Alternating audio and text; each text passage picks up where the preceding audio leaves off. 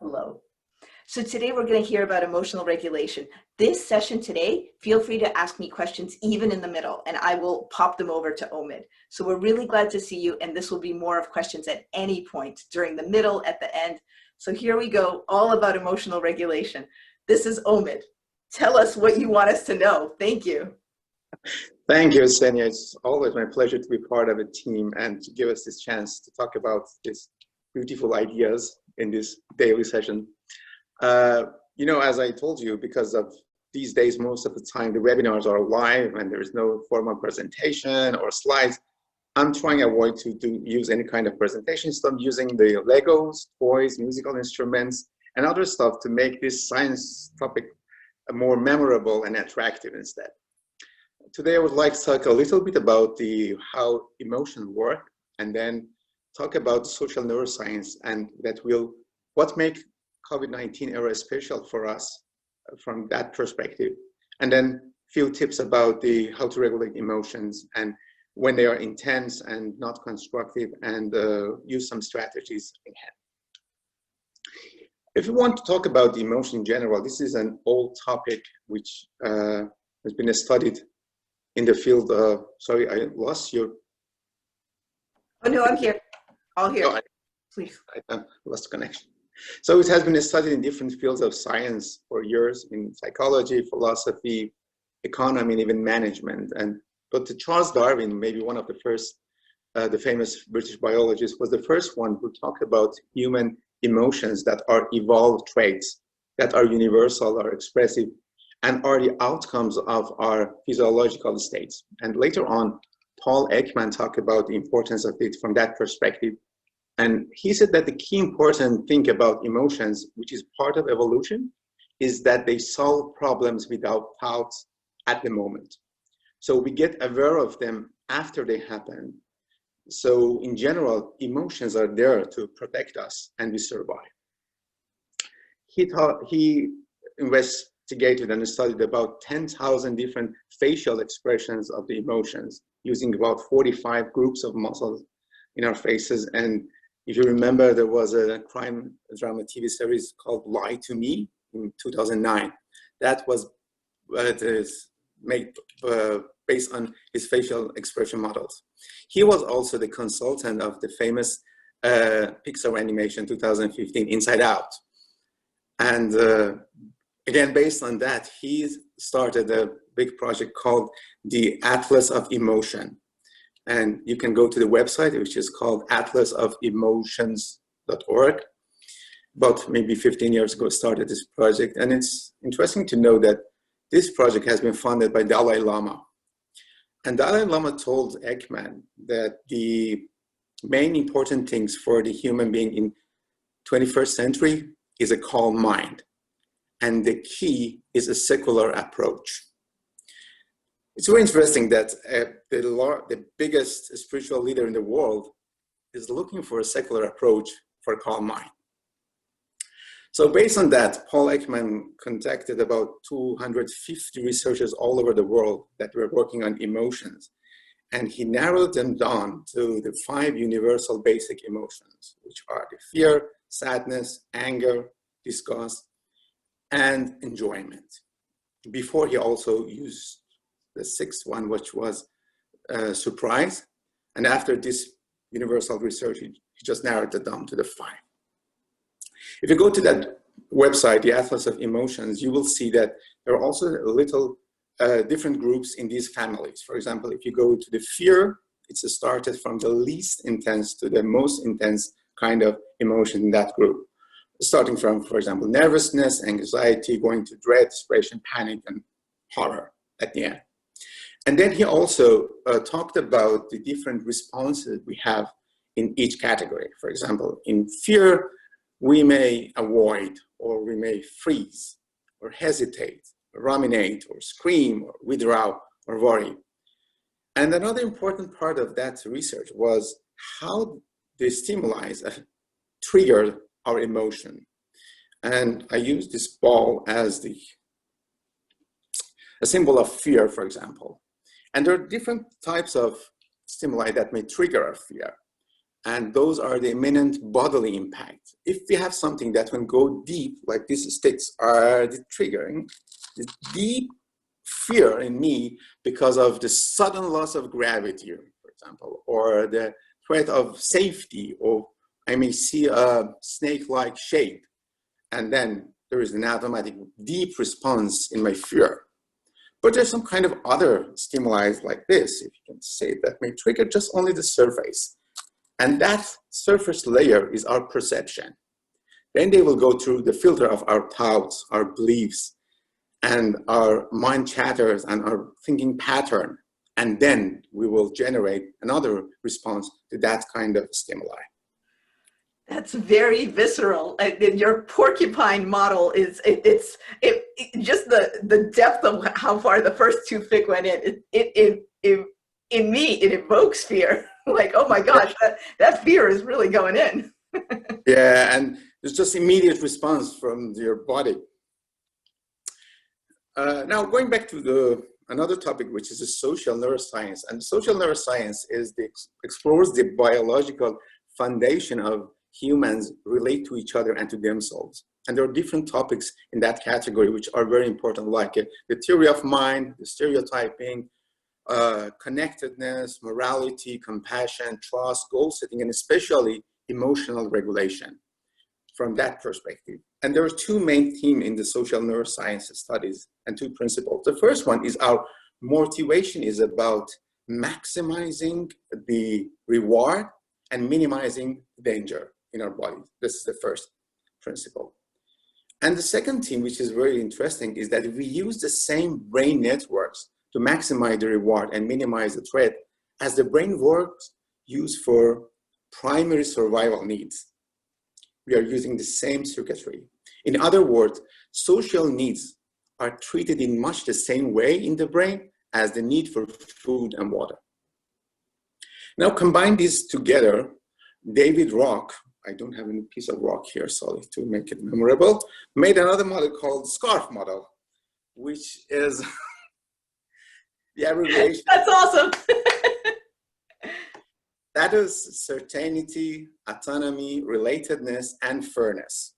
Let's look at each individually. For that, I made some Lego models because I use a Lego series play a lot, and I think that's more fun than. Let me just give people a little bit of context. So not everybody on this session may know, but there is actually a part of training and coaching that includes making things with Legos. And Omid is certified in this. He knows this. I've participated in these sessions. They're amazing. So they're super, super fun. So I'm delighted you brought your Legos. Please keep going. So if you can see it clearly, that is the symbol of status. And status is about relative importance to others and how we see ourselves in the society, in the eyes of the others, and how we see them. And now just think a moment about what's going on in the COVID-19 era. Our status, where's our status? What was our status before this thing? And now how we think, where do we get our social credit that we used to have before? Those are the coaching questions, actually. And then the second part of the model is the certainty and how we are sure about things going on. And for that, I make this model, which is going to a black hole. You are here and you're trying to face something that you don't know. We don't know when it will finish and what will happen next. So again, this is the situation of most of us during the COVID-19. The third one is the autonomy, and autonomy provides a sense of control over the events. And for that, I made this guy with the steering hand, I don't know how you can see it, trying to control the situation. And now we are in the lockdown. We are losing our sense of autonomy, and we think that we are just trapped in something. The fourth one is relatedness and the sense of safety with others, a friend rather than foe. And now I made this model that we're all getting related and connected, and physically we are not.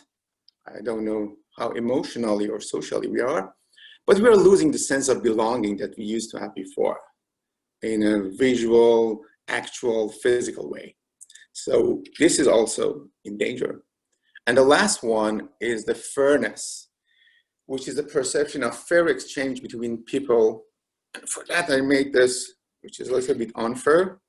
A little guy sitting here with nothing, and on the other side, there's a power, there's money, there is a fame, there is a power, everything. So going back to all of these 5, status, certainty, autonomy, relatedness, and fairness, I believe all of them are now in danger in the SCARF model. And we perceive them, these all threats to our status. For example, if you're talking about our status, we are activating the same brain network that threats to our life. And our, especially the part the limbic system doesn't understand, is it our life is in danger or my status or my relatedness? And I'm responding unconsciously, emotionally to them, maybe in the same way. Another point is that all these 5 things, I believe now, are happening all together to us. That's why we may have we're experiencing different mixed emotions now. We may experience fear, anger, anxiety, helplessness, hopelessness, rage, all together. And the key to do our healthy emotional regulation is, first of all, to identify them and to make a parsing between them. If you want to talk a little bit more about the brain and going back to that model, which you like it, there is a metaphor for that, which those triggers going down are going to our amygdala, which is a part of our limbic system, and that plays a central role in remembering whether something should be approached or avoided. And the limbic system can process the stimuli before they reach to conscious awareness, exactly like same thing. So we are now facing 2 different levels of response to all these stimuli to us, all the bad things that are happening to us. Now, what can we do? How shall we overcome it? Studies show that knowing your approach and avoid responses has dramatic effect on our capacity of problem solving, stress management, emotion regulation, collaboration, and motivation. What do you mean by knowing your own approach and avoidance mechanisms? What do you mean by that? Well, first we look at our reactions. How do we react? And based on that, the first thing is, how can we label it? How can we label that emotion which is coming out? And then we need to do some appraisal job for that, to investigate what's going on, to do some kind of CBT, which I'll talk about a little bit, and then try to observe them with some strategies and techniques, which I'm going to talk a little bit about them. But in general, labeling and reappraisal are the most 2 effective cognitive tools that we have to verify what are we doing, and then we can reduce the threat response that we are doing automatically. It's very fascinating that just by labeling your emotions, you can decrease the intensity at the moment. And the neuroscientists, they don't know why that mechanism works, but they know it works. There are lots of studies. For example, Eve Ekman, the daughter of Paul Ekman, she's also a scientist. She studied with the nurses for a 3 weeks period and used an app they called EmoTrack to track their emotions. And just by tracking and labeling those emotions in the 3 weeks, they have reduced their stress level more than 50%. This is amazing. So tracking. What are you suggesting, Omid, that we just walk around, so if we're frustrated with something, whether work or home, just say, I am frustrated? Is that what you're saying, or is it something different? Well, before that, it's like that's controlling or regulating or managing frustration at the moment is just the Olympic level of that. But before, we need some warm up. We should go to the gym. And in order to just do that warm up and go to the gym, I highly recommend to use a random emotional check. I used that for a study, and I started that alarm from 10 a.m. to 10 p.m. and maybe 5 times per day. And sometimes I could, sometimes I couldn't. Just made a log of what's for my emotion right now, what's I'm thinking. And then I use that positive negative ratio at the end of the period, which then shows this is changing eventually, that PN ratio, you know. So there are also apps for that. Another app is called Youper, Y-O-U-P-E-R. These are free, and that will issue some random check on you, random alarm check. That's but there are lots of details on that. It's a little bit annoying asking too much questions. I'm very nosy. You may just say, okay, just label it and leave it. But if you want to go deeper, there are lots of questions for that. Emotrek used to be free. I'm not sure right now. E-M-O-T-R-E-K. But the simplest way is just a random alarm. There's an app in many devices. Use random alarm and just be sure to program it not in the middle of the night, just from some time.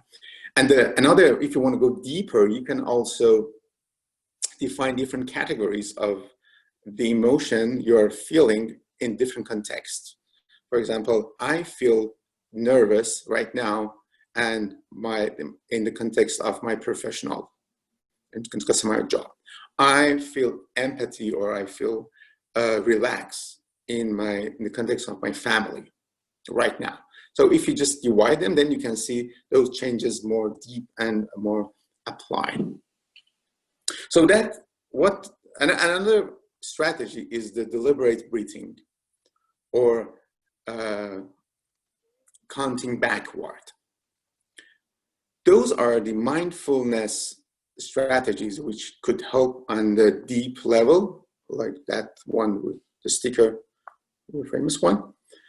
But there is no reappraisal on it. There is no labeling on it. That is just to cool down our sympathetic nervous system, to decrease the level of cortisol, and just come back to the moment and then do something about it. And you can do it, counting backward, not just 10, 9, 8, 7. You can start from 100, counting backward from steps of 7, which you need more cognitive and focus and attention on it. So we say 100, 93, 86, 79, and go on. And usually after 6, 7 steps, then you're cool. And then the most practical one for doing that reappraisal is thus using the ABC of CBT, which is a big topic. We cannot cover it right now, but even the first steps, which is see what was the adversity, what happened, and what was your beliefs, what you made out of it, and then what was your thoughts or emotions and the outcome of that. And also studies show just by parsing your ABC, you will have a better emotional control, emotional regulation management, and you can get more focused as well.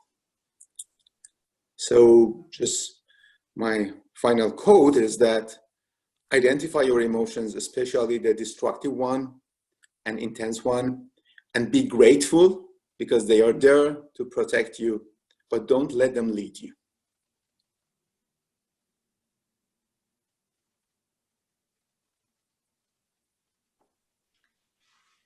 I just typed that in for our attendees.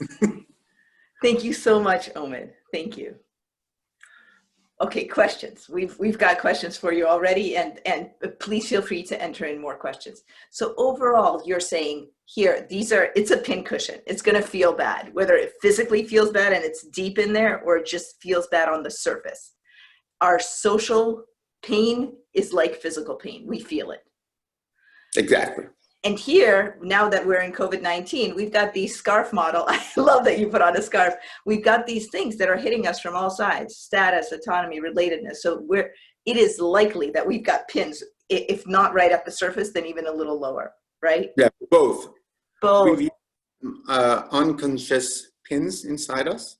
Yeah. We don't know, but we will look at, for example, if we just look at this model, see, oh, where am I standing in my status right now? What about my certainty? Yes, I feel painful. I feel anxious. I feel fearful right now. Yeah. And then just acknowledging that, you are just coming, you're taking this pin out, going to the surface instead of hitting the bottom that deep. That's cool. That's really cool. Yeah, there was the biggest studies, I think I forgot the name, Lieberman maybe. They used just by labeling, we shift the activity of the amygdala to our prefrontal cortex. They saw it in the fMRI and the EEG pictures, that how it can be shifted. And by that, then we can come with some solutions. We may have more open mind to that. So basically, for everyone listening, what Omid is saying is that exactly that. That's so visual. So you had something, whether it's concern about something you have to do administratively, work-wise, your kids, your spouse, but you can actually, by labeling it, you are pulling it out of the worst pain to a more surface or even maybe a more manageable pain. Exactly. That's cool. So Omid, I have to say, I've heard people talk about this. Margaret and I write about this in our book about labeling your emotions, but then now you're saying labeling your thoughts too. I believe that this person has wronged me, just even labeling that. And because of that, I feel angry, whatever it might be. But both of those are about getting that pin a little higher out. Yes, exactly. That's really neat. Tell me, for all of you who are on the call, either one thing you're taking away, so one takeaway that you're going to do as a result of this call, or one way in which you can move the pin up a little bit. So something that's painful, but that by labeling it or just talking about it in your head, you can move that pin up. So let us know either a place in your life where you can do that or a takeaway you have. In the meantime, we have a question. One person asks, they say they don't understand the role of the scarf in this whole, in what you're describing as things that we can do right now in the COVID time to not feel as stressed out. Well, I just try to use that model to see what are the complex emotions we are feeling right now. It is not just one thing that is hurting us. There's a model. And if we just look at them individually and try to label them and to recognize them and to acknowledge and to appreciate them even, then we will be able it will enable us to react more healthy way and in more conscious way about it. So these are two things you're saying here. One is they're all coming at us. It's a hit to our status. It's a hit to our autonomy. We don't have control over things. So it's multiple hits where in real life or life back in January or February, it might have been one at a time. Yes, and the other side, that understanding, that is directly our physiological reaction that are affecting, and we understand that this is the same thing as physical pain in our body. That's why they are hurting us. The two questions. One is, can you tell me that site again? I have it higher up here, but I don't have it right now. What's that website that you recommended? For the Ekman? Yeah. atlasofemotions.org. I'm typing that in for everyone right now, atlasofemotions.org. Yeah. I've gone to it. It looks very thorough. And then a question somebody has is, a question somebody has is, you're saying speak about this, so label it, but is that something somebody should do to themselves? Like we should walk away and we should say it to ourselves? Or is this something that we should call our best friend or talk to our spouse about? To whom should we be doing that labeling? Well, that's a great question. First of all, we need to recognize it and label it for us and be able to acknowledge them. And then if we need some help, we should reach out. It's the perfect strategy, because by reaching out to other people, we'll think loudly, we have that relatedness, we'll just activate that relatedness circuitry in our brain. Also, we open another space for that person to come back to us and reaching us, and then there is some synergy between our relationship and in our relationship and in our understanding about our emotions, especially if you have that close one with us. So basically both. Say it to yourself and say it to others. Go ahead and do Yeah, that. yeah.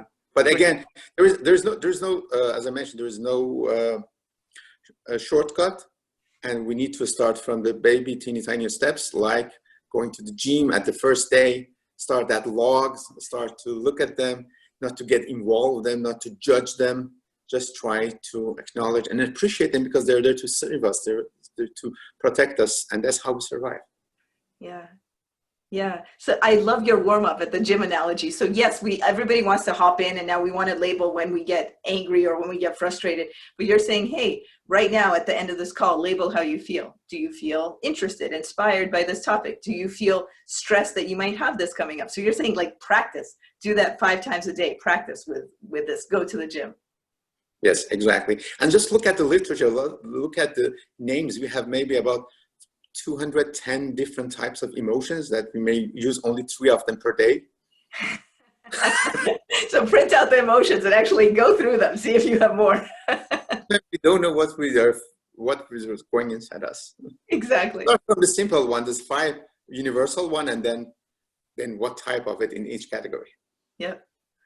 So I'm going to read off some of the things that people are taking away. People are saying they're going to read the Paul Ekman book. They're going to go to the website. People are saying they're going to label things both to themselves and to people that they work with or know very well. And people are saying that it seems overwhelming, but it's also very simple. Cool. Nice. Thank you so much, Omid. We've so enjoyed having you here. Thank you so much for this. Thank you, Sania. See you soon. Thank you. See you, everyone. We're here every day at 11 a.m. Pacific. Tomorrow is Eileen Schaefer with the 5 Ps about confidence. We look forward to seeing you again. All the best. Be well. Bye. Thank you.